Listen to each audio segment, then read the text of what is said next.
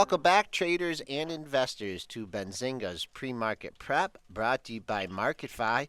I'm your co-host, Joel Elkanan, along with Brianna Valesky, and we have a couple grain experts on the line. We have Karl Setzer. He's a grain market analyst at MaxYield Grain, and the goddess of grain, Angie Maguire, Vice President of Grain for Citizens Elevators. Angie, we're going to start with you. You had the big crop reports out yesterday. Do you take positions or make recommendations to your clients ahead of the reports? Or are you positioned weeks before, or do you try and act on the number like everybody else? No, we take positions well ahead. I mean, my customers and I kind of have to try to figure out what the market's going to do or what the market's going to give us, both before and after the report. So a lot of times we'll take on just different risk management strategies. Perhaps it's just cash selling grain ahead of time, maybe locking in futures, buying options, something like that. It's very customer specific based on what the customer is trying to accomplish when he has to move the grain and his level of risk associated with the report coming out. A lot of times we've seen over the past few, especially quarterly stocks reports, as we saw yesterday, we take some pretty significant market moves. Sometimes they're positive, sometimes they're negative. So we like to try to be prepared for it either way to weather the storm. And then as an elevator, there are times you'll make different basis sales or things like that, just depending on what you feel futures may do after the report, if you think it's going to be something that's going to give a major move to the market. And yesterday could have, but it didn't in the end. And so I've got happy customers, and I'm happy myself. And Karl, how do you approach it? I look at it with, from a client perspective. Usually we have a plan in place, marketing plan, and we try not to alter that based on the reports because, if we end up getting a bullish surprise in the report, it's a gift. If it's bearish, we've already had some risk management strategies in place. I try not to market clients' position based on their report because obviously it's an unknown. Once we get a plan in place, we try to stick with it regardless of what we get and move forward. As far as my commercial side, we might once in a while jump in and take a little bit of a what if position in case we see a limit move. But for the most part, I like to wait and see what the numbers come out, and then adjust my strategy after I've seen what we get for information. Kind of like trading, kind of what we talk about all the time on Benzinga's pre-market prep, being prepared for a scenario, not necessarily anticipating, but being prepared to react. Before we go into the individual reports, I just want to run a question, and first I'll run it by you, Angie. On a vacation I took recently, I was sitting next to a gentleman on the plane that was a farmer in Michigan. And, I talked to him about, I think he planted corn or soybeans or whatever. And I talked to him about, the futures markets and the options markets. And I asked him if he was active in it. And his response to me was, I've tried to be in the past, but it just never seems like I can get a good deal. When I want to sell my crop or do some forward pricing and I sell my corn at $4.50, a bushel, it goes, the futures contracts are only giving me $4.30. I mean, is that kind of like the general perception by the farmers out there? And if so, how do you deal with that when you're talking to a potential client? Well, it depends on the customer and their past experience. Some of them have been in the past worked with brokers that just kind of turn the account over, so to speak, where it's just a consistent or a chronic purchasing of different options or things of that nature that don't really act as a risk management tool, more so a commission generator.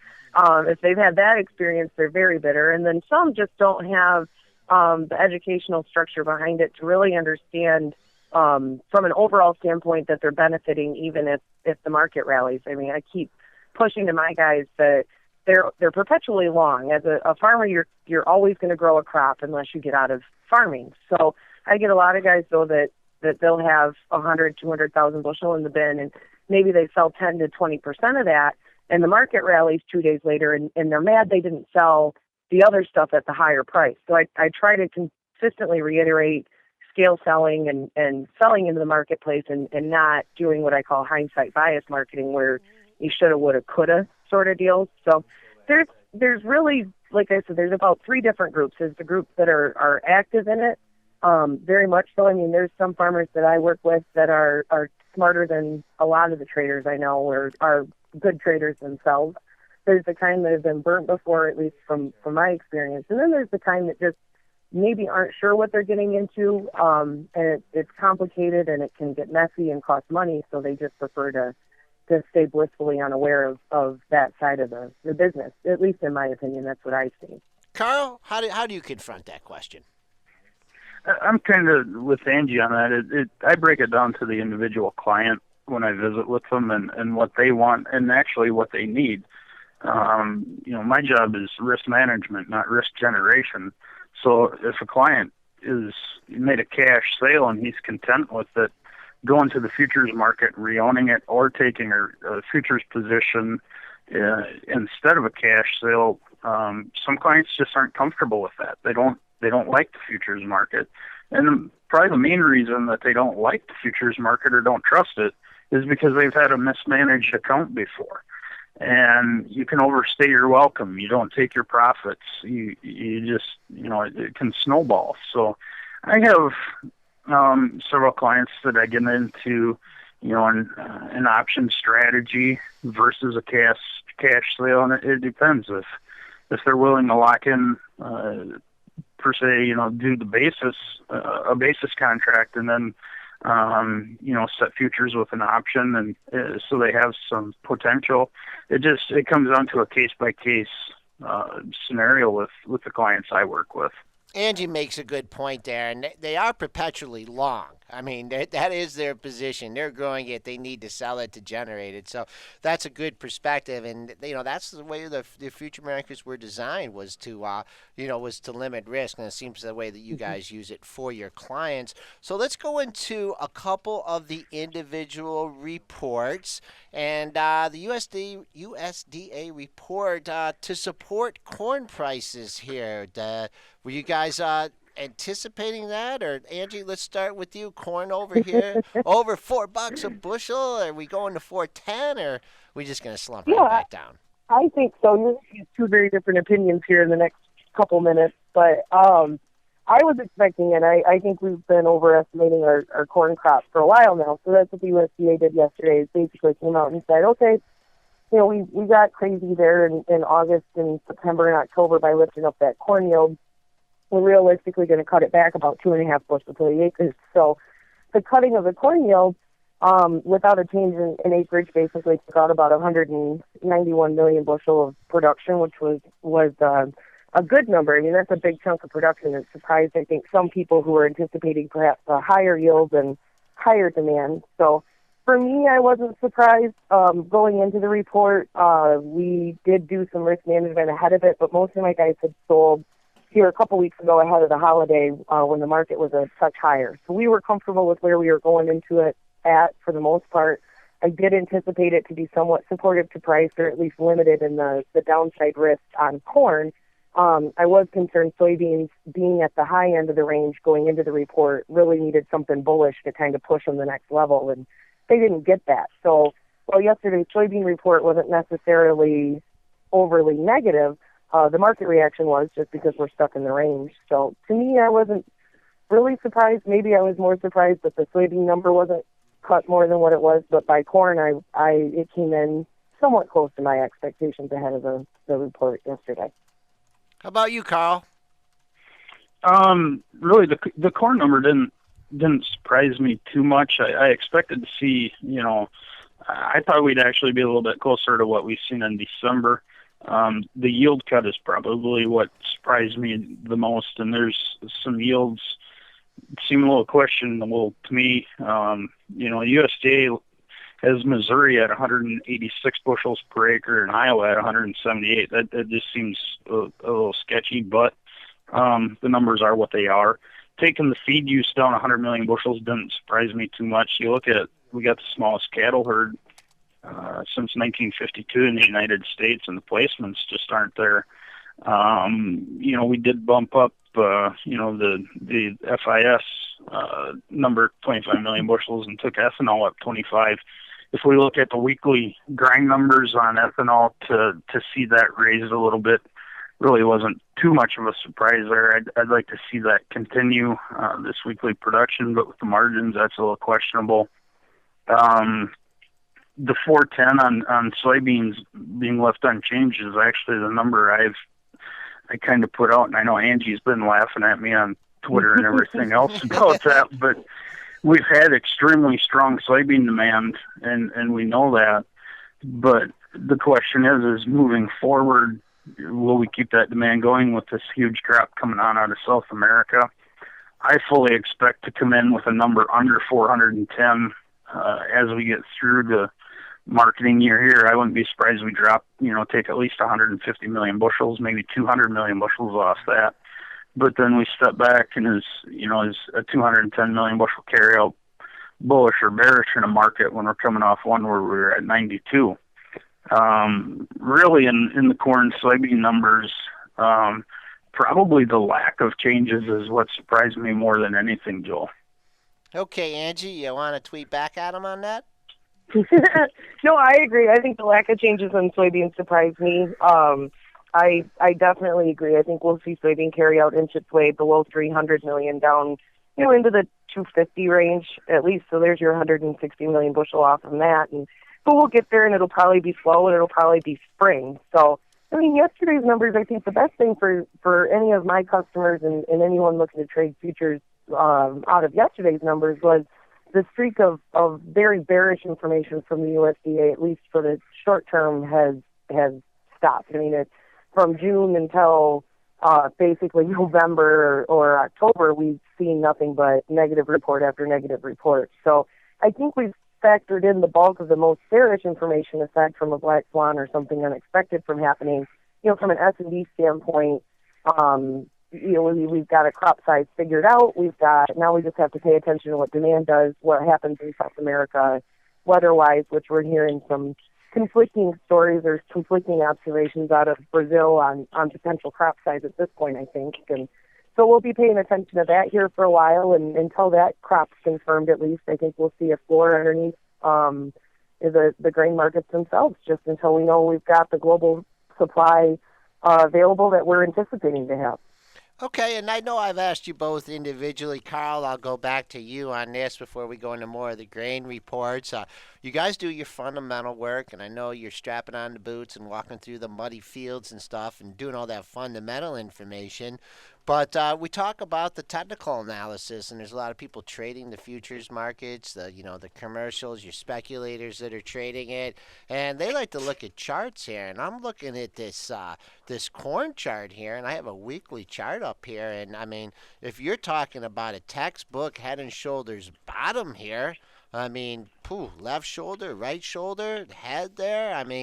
Could we be confronting or in the midst of a major bottom here in the grain complex? Well, Joel, as you said it, I'm a fundamental trader, and I think Angie, for the most part, that's probably one thing we do agree on. My famous saying is every ship on the bottom of the ocean has a chart on it. I see the formation that you're seeing in the charts, and I do agree. I think we're carving out a bottom. I just think it's going to be very hard for us to turn this around with what we have in front of us right now. Yesterday's, numbers did give us some strength in the corn. We broke through a downtrend line on the March chart, poked above it. We got to get some confirmation to see that turn around. But I guess I look at it from the broad spectrum. Yesterday's report and the charts. We're trading at $4 futures. We got new crop up in that 430 range. I think that it would be more bullish if we were probably $1 lower in the futures. We'd see more support. Getting corn to rally from four and a quarter right now is going to be a little bit more difficult than coming up off 3. At the same time, I can't really see our prices dipping too much more because we do have that technical support we're putting underneath us. We do see some buying activity. Funds are holding on to their position, and we know that they're heavy in the techs. But with everything we have in front of us, I can't see a big move. I think on the charts we probably carve out a sideways pattern and drift sideways probably right up until March when we see the intentions numbers come out. Angie, your take on technical analysis. My side of things, I'll feel a lot more comfortable on corn once we close above 417. If we can close and maintain a number above 417, then I think we're on our way to retest the 435 to 450 mark. But I'll be happy once we see that. I mean, at this point in time, I wouldn't be the least bit surprised. If you look at soybeans, if you look at the soybean chart there, aside from a dip on the front month to 985 and a stretch higher to about 1085 on the front, we've been locked in a 1005-ish to 1060 range here for quite some time, for a couple months now. And I think corn's going to find its range, kind of carve that out. I do think the downside's limited, but I think at this point in time, the conversation surrounding, perhaps a lighter global supply outlook than what we are anticipating for corn, perhaps a reemergence of China in the market, and things of that nature may help push us through. But from a technical standpoint, until I see a close and then a subsequent follow-through close above the 417 into the 420s, I think we might be range-bound for a while. Okay, we're on the line with Karl Setzer. He's a grain market analyst at MaxYield Grain, as well as the goddess of grain, Angie Maguire, Vice President of Grain for Citizens Elevators, joining us on today's Benzinga's Pre-Market Prep Show. Before I let you guys go, I'm going to throw you a little bit of a curveball here, and I'll start with you, Angie, here. And I know you're trading, you're focusing on what you're doing, but what about the oil market? I mean, there's another commodity. We've been discussing earlier on the show. We talked about, picking a bottom in oil and the dynamics that you need that. I mean, is that something you keep an eye on out of the corner of your eye, or you just try and focus on? Yeah. Okay, go ahead. Well, of course, yeah. I mean, you've got to watch oil. One of the biggest reasons that we've seen corn rally, and in fact, one of the biggest chunks of corn demand, I mean, out of the 14 billion bushel of corn we produce, over 5 billion bushel of that goes to ethanol production. So, I mean, when it comes down to it, the price of crude has a significant impact, on a multitude of things in the grain market. For one, it's a commodity. Anything else in the commodity base, if one has a fever, the rest get a cold, or, whatever you're looking at from that sense. So there's that. And then you've got the blending, and the cost of blending. If crude and gasoline continue to cheapen up, it's going to get more and more difficult, of course, to afford to toss more expensive ethanol in there. And the price of ethanol can only get so cheap before you just slow down on demand from the corn side of things. So there's that. And it's helpful in the sense that we've seen some freight free up. We're not moving as much oil out of the north to the south, so that's helped support some grain movement in the interior. So there's a multitude of things that we see. Overall, as much as I love cheap crude, because it helps free up money for food and helps those livestock sectors, it does make it difficult from a corn standpoint, because one of the biggest reasons we saw the boom in corn is the ethanol market, and cheap crude does make anything over and above what we're already blending from an ethanol standpoint, blending that in is going to be difficult. It does limit that side of demand. Karl, you echo those sentiments? But, Angie hit on a really good point there, Joel, is, from the consumer side, I think that's been supporting our livestock futures here, the cheaper crude. If you go to you're at the pump and you're spending $50 a week less on gasoline, you can afford them, $12, $13 a pound steaks and not think too much about it. The U.S. consumer has a tendency to shift their spending habits rather than cut back. So I think we're getting, the livestock has taken some support from that. As far as the grain side directly, the ethanol is, it's a little bit questionable out here in the West, and the ethanol markets out here. We've seen buyers a little bit hesitant to extend their bids past 45, 60 days for the simple fact the margins aren't there right now. So we're starting to see a little pullback there. But at the same time, some of the spec money that was sitting in the energies and the crude, gas, everything else, we've seen that filter back into the grains and seen a little bit of buying there. And I think if a trader is going to trade, whether it's crude, livestock, or grain, and I think we're starting to see a little bit of support, and I think that'll help. That fresh money coming in might offset some of the concerns that we see with the ethanol slowdown. Okay, Karl Setzer, grain market analyst at MaxYield Grain, and Angie Maguire, vice president of grain for Citizens Elevator. Guys, this was fun. I like having you both on the same time. Can we do this again? Sure can. I enjoyed it. Yeah, I have no problem with that. Okay. All right. You guys have a good day, and we'll speak to you again soon. You too. Thank you. Thank you. Thanks.